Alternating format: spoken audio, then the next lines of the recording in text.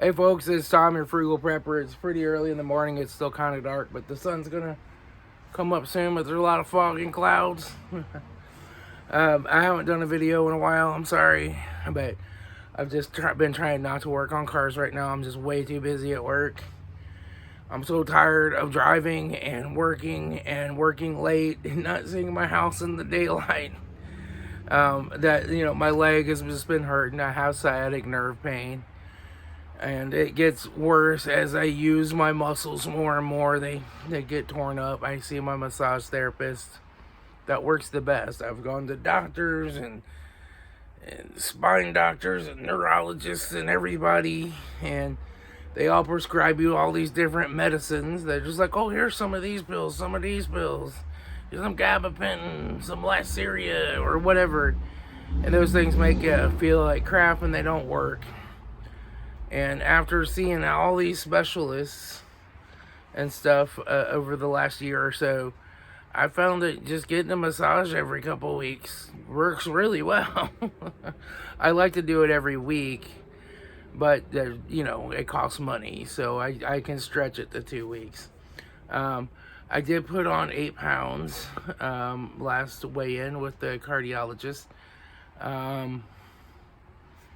It happens. I make the sourdough bread for the family, and I've been making it more and more, and I've been having a piece here and a piece there and a piece. I've been having too much, so I'm cutting that out. I haven't made any in a couple weeks now. Just get back on track.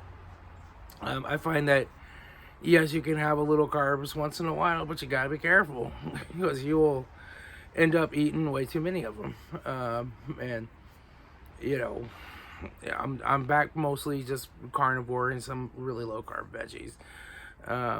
And I'm doing okay. I'm not diabetic again or anything, but but I'm doing pretty well.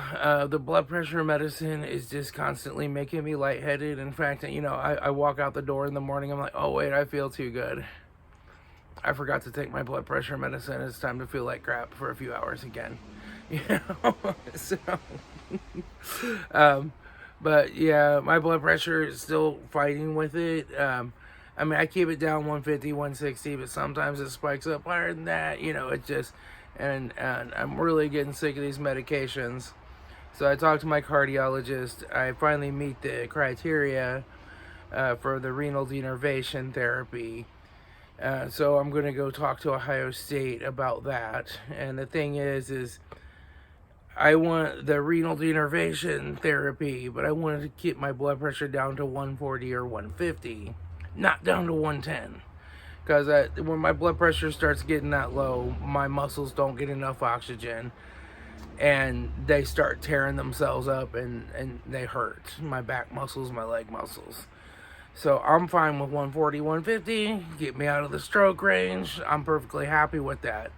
And finding a doctor that can do that might be somewhat troublesome. But I'm just going to tell them to go easy on the renal denervation, get it down, and I'll still take a lisinopril or something if I need to get it lower. I don't want it too low. And then we're changing our insurance at work. We're going with the Affordable Care Act, and then they're going to reimburse us for it or something, and we have to come up with all our medications and doctors and go in and see what's covered, and another way to, another more complicated thing. But I was looking at going with the Affordable Care Act this year anyway. At least I'm going to get reimbursed some of that, so that's good. So I have to get all that done here by December the 5th. And we've just been really busy with projects at work. I've been driving, put 932 miles on my little Honda in 2 days last week. And I don't get any mileage reimbursement for driving my own car. So, I had to get a new tire because I hit a pothole.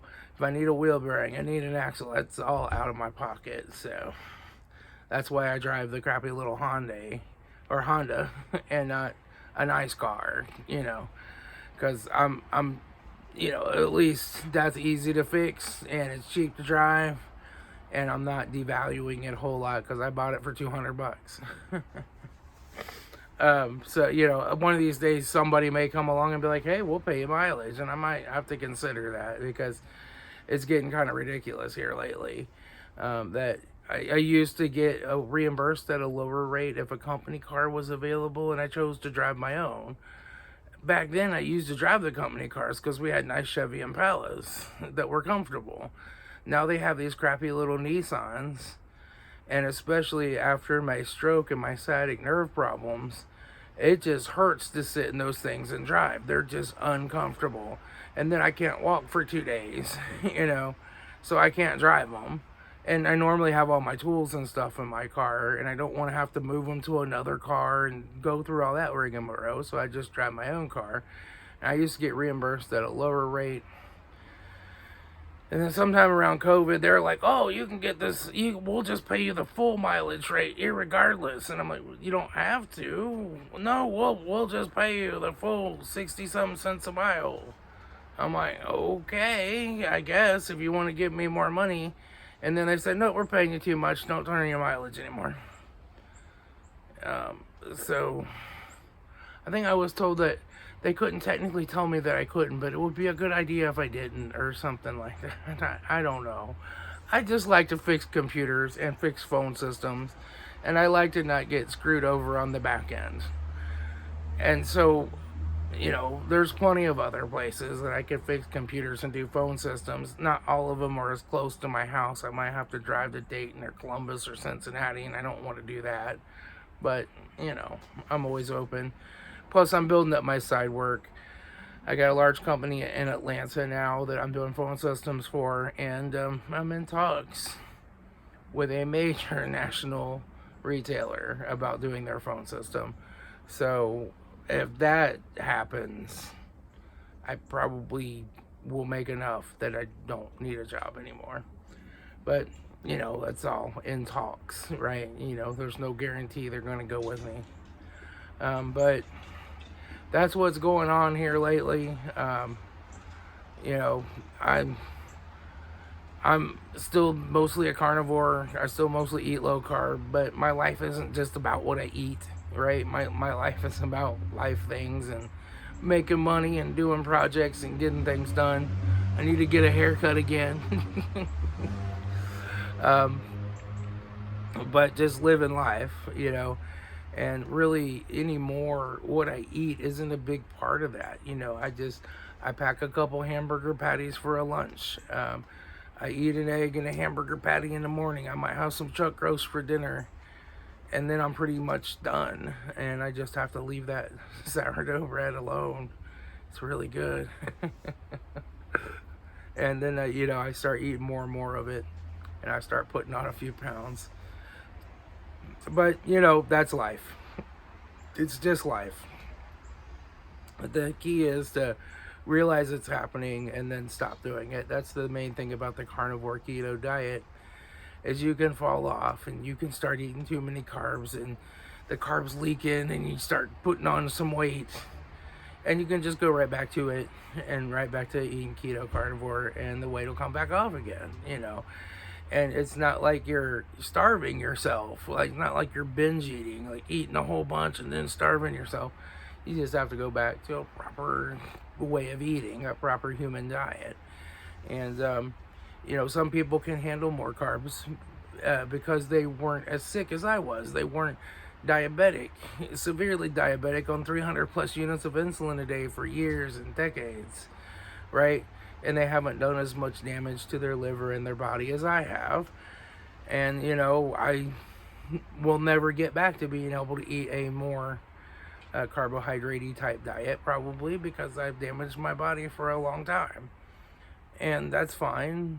I can just eat the real food. And staying busy helps. Like, if you're busy, you're not looking to eat a snack, and you're not looking to get something to eat. I do get some like heartburn once in a great while, especially here lately, and it seems to be whenever my stomach is empty. So I'll just eat a couple pieces of meat or something as a couple hot dogs or something, and then that will go away. So Anyway, I'll talk to y'all later. This is Tom, your Frugal Prepper.